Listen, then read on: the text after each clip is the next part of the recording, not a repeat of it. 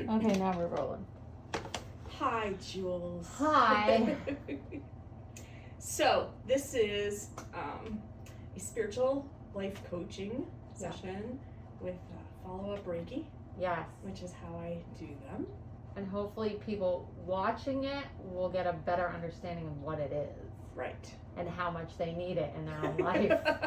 We are going through very chaotic times right now. Yeah.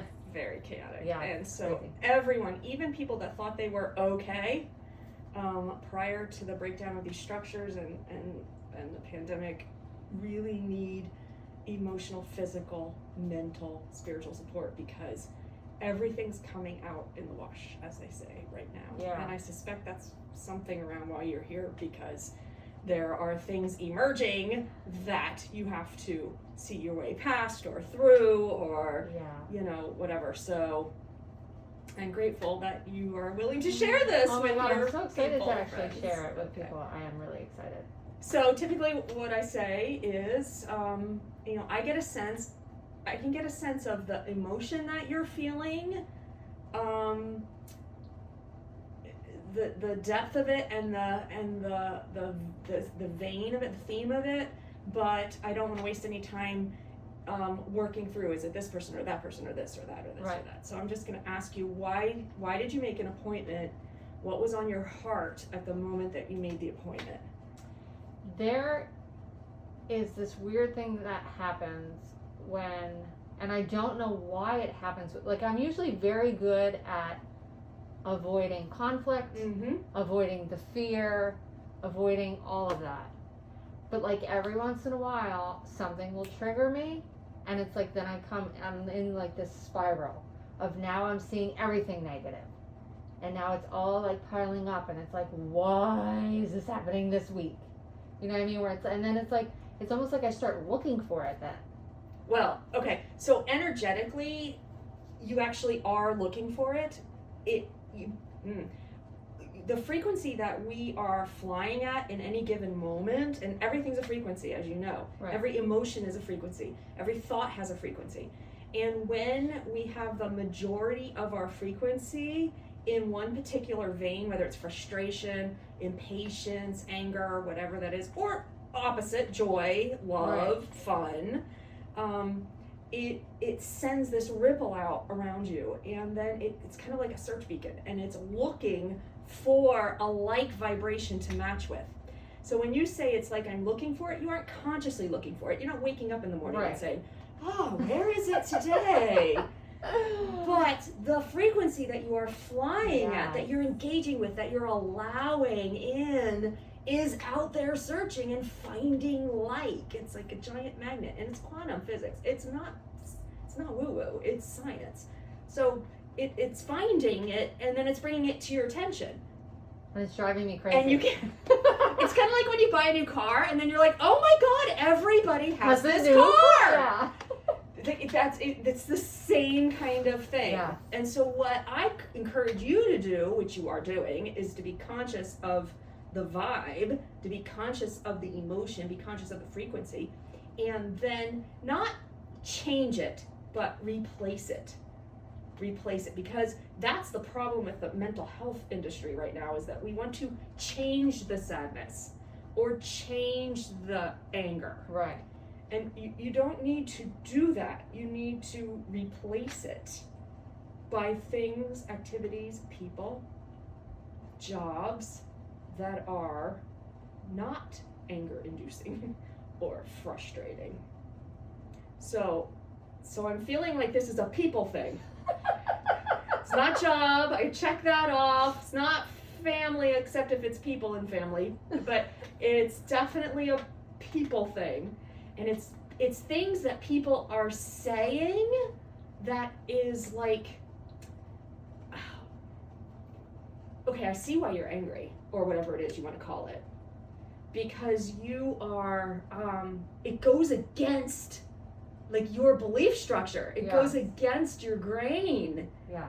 And are you actually being faced with a situation where like you feel like you gotta cut somebody off for a while? Yes. Like I am so done with you right now. And it's really hard. Yeah. And I know millions of people like that are feeling like that with like the Republicans and the Democrats. Like, I'm just cutting all of them off. So like, all joking aside, the frequencies that we are flying at are causing us to align or misalign, and that's what's happening to you. You're feeling the misalign. Yes. And it's going to cause anger or frustration or whatever you want to call that emotion in you, because that is a signal for your body that you're in misalignment.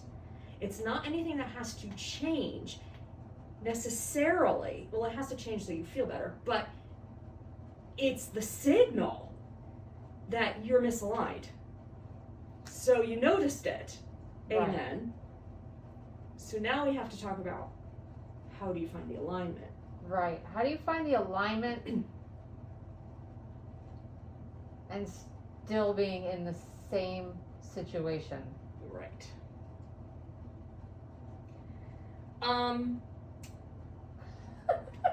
Part of that, my dear, is understanding and owning the fact that their negativity, Yeah. and I don't use that word very often, but I feel like it's the word you would use Yes. in this situation. Yeah. I don't look at things as positive and negative. I look at them as high vibrating and low vibrating. Gotcha. They told me the word negative, and they is your guides, whatever, your higher self, because that's the word you're calling it. Yeah. That negativity is coming from fear in that person. And I have a suspicion I'll be able to get to the bottom of the fear in a second, but it's coming from fear. So if you can, within yourself, understand that that person is fear-based around whatever this negativity is that they're giving you, and literally, I don't want you to walk around in sorrow, but I want you to feel sympathy. Like, I feel really badly. Don't own it. Right. But thought-wise, that you have to live in that fear and that you can't see your way out of that fear, but I'm not going to choose to live in that with you. Right. So you can go ahead and have that fear, and you are never going to be able to convince them otherwise. The only way people change emotional habits is to have an emotional reaction themselves. Right. You can't analyze, you can't give them data, you can't give them books you've read, you can't give them anything until they have an emotional come to Jesus moment that will change their way of thinking or their belief system. So you can stop trying. Okay. All you can do is live the example that you want to be. That's all you can do. Okay. For your health, your sanity, and your Yeah. modeling of what you believe. Right. And understand that it's coming from their fears, and that you recognize it, you see it, but you aren't going to partake in it. Now, does that mean when the phone rings and you are not equipped to answer it because you don't feel like it? Then don't. And don't feel badly about it. Because we're in this period of cocoon right now. It's the giant reset. And so it's okay to retreat into your cocoon and say, you know what, today I don't feel that great, or today I have a lot on my plate, I'm not going to answer the phone because I can't vibe with that fear right now. I can't. Tomorrow, if I feel better, I'll give them a call back. So even explaining that's probably going to do me no good. Correct. Okay. Good to know. Yep. They have to have a visceral, emotional change of heart, literally, chakra heart, in order to see it differently. Like a near-death experience, of whatever the death of the fear is. They equate it with that with angina and you go to the hospital and you're like, oh my God, am I having a heart attack? And they're like, no, but you're ready to. Okay, I'm changing my diet. That's it. My wife's been telling me for 33 years I have to change my diet. I'm going to change my diet. Because they have that come to Jesus moment. And it was emotional. It was terrifying. Right. It was scary. They don't want to experience that again. So they change. That's how people change. I think that's why I got gestational diabetes, because I had been telling myself for months, I really need to give up sugar, but I don't have the willpower to do it. I really need to give up sugar. I don't have the power to do it. And then when they called and told me I had gestational diabetes, I was like, you've got to be shitting me. Now I have no choice. But correct. Because the telling yourself that you should give up sugar was your higher self telling you that was what was healthiest for you. Yeah. So they're telling me that you would have had the gestational diabetes anyway. It's not that you were eating the sugar and you got the gestational diabetes. You were brewing it already. So you were beforehand hearing that this was best for you. This was best for you. This was best for you. And you didn't listen. It's just that you got behind the 8 ball, but it's not that it would have diverted the issue. Does that make sense? You were just given a precognizance of what was coming. It was crazy because I had never thought about dieting. I'd never dieted. I used to always say for 30-some years, I'm not, I'm glad that I don't ever give have me the to burger. That I don't have to think about eating. And then for months before I got pregnant, for some reason it kept coming in my head, like, give up sugar. Just give up the sugar. Stop eating sugar. And I was like, why do I keep thinking this? I'm not going to do it. I can't. I don't have the power.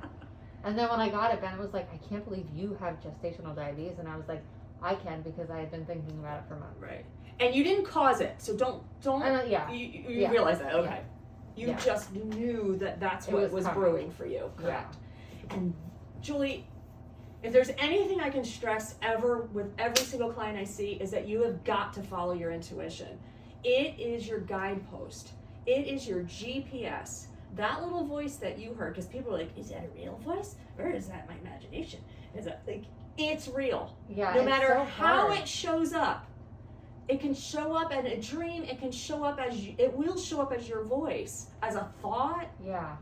And it's important to take that to your heart and say, how do I feel about that? Well, you didn't like it, but you knew it was you. Yeah. You knew it was your guidance system. Yeah. And you chose, and now, fortunately, it didn't have any real impact. It's just that it didn't give you the head start you would have wanted to have. Yeah. But there are lots of times your intuition says, don't get in the car today. Like, you take a day off. You really need to take a day off. Take a day off, because you need to regroup or reset or whatever. And when you push through and push through and push through, you're going to have the fender bender, because the listening matters. It's so hard to train yourself to listen. Like, I struggle with that. I struggle with going, well, wait, did I just think that on a whim, or should I really listen to it? Because it always comes through as just my own thought, like me just thinking it. Right, because that's how it does. And then and then I'm like, my God, if some like booming voice came in your ear and was like, that would be amazing. That would be amazing. Can you do that, please? Can you change the voice so I know to listen? I would then listen. Oh, because you're all you need. We have the power to heal within us. We have the power to listen within us. We have all of that. And it's going to show up in your voice because it's you. You've got that power. You've got that power. Yeah, we're going to start.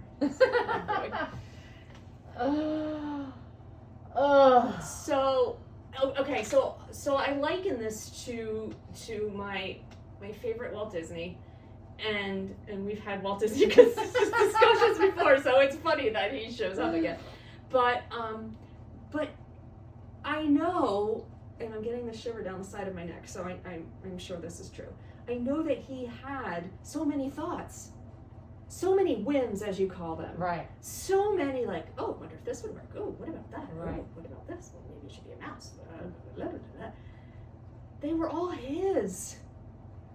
But how many were divinely inspired? Right. How many, I'm sure he had all of these, and then he took them to his heart and said, how do I feel about that? Do I have passion around that? Do I want to move forward with that? And then those became his truth. Right. But they are going to show up as thoughts. So many times we have denigrated thoughts to ego. Oh, that's just my ego. Yeah. Ego's bad. And that's the new agey crap. Yeah. That ego's not bad. It's necessary and an important part of who you are. So don't denigrate the thoughts to being just thoughts. Okay. All right, go back to the person situation. Do you Okay. need any more clarity around that? No, I think, yeah, I get it. There's basically no help. No help, did you say? There's no helping that. Oh, for that. Yeah. Yeah, you don't want people to suffer and you want them to live their happiest and healthiest Yeah. of lives, but not everybody is seeing it at the same time, unfortunately. I just have to come to grips with it is what it is. Yeah. Yep, and Move on. nobody's going to be left behind in this ascension process. Everyone's going to get it at some level, sometime, somewhere. You just have to make sure it has the least impact on your physical, mental, emotional health as possible. Yeah.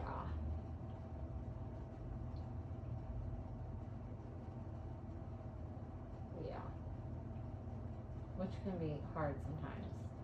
I know, especially if they're in your family unit or, your boss. Yeah. Somebody that's, super close to you. And you see all the time. Yeah. And you may have to set boundaries, Julia. I don't know how your boundaries are. I suspect being the person that you are, your boundaries are fine. I think so. But I'm gonna offer this anyway, just in case. You, especially with this one person or two people, the set the boundary. Like, okay, that's a discussion topic that I'm not gonna do today or ever. Let's not just agree to disagree, and I'm not bringing that up. Yeah. So no more lectures about my diet or whatever, Right. whatever the thing is. Right. Like, I feel firm and strong in my belief system, and that's just a taboo topic. Which I think I'm pretty good with. I'm pretty good with that. Like saying, okay, no. Like, Good. conversation over. Good. I think the hardest part is when it's something so emotional and you get the vibe or the energy around it that's like, how can you even have like a negative emotion about something like that? Like there's certain things that come out, like just like pregnancy or something. It's like, how can you have any thought around a pregnancy that's negative? Fear. And yeah, when Fear. you said People earlier, live it's in like, fear. Their fear of the government controlling them, their fear of viruses, their fear of this, that, everything. It's rampant right now. Yeah. And what that vibe of fear is doing in society is triggering the fears individually in people. That's why it's so important to be in a situation like this with therapy like this, because it helps you identify them and to not hang on to them, because they are triggering it in everyone.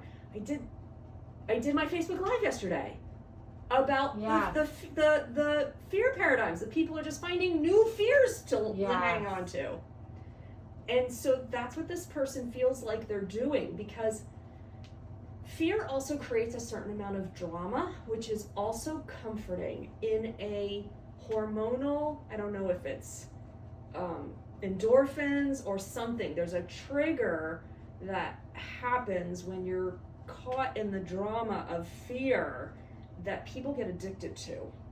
That's why there are people in our lives that just can't let go of the drama. Yes. Because it is addictive. Yes. Yes.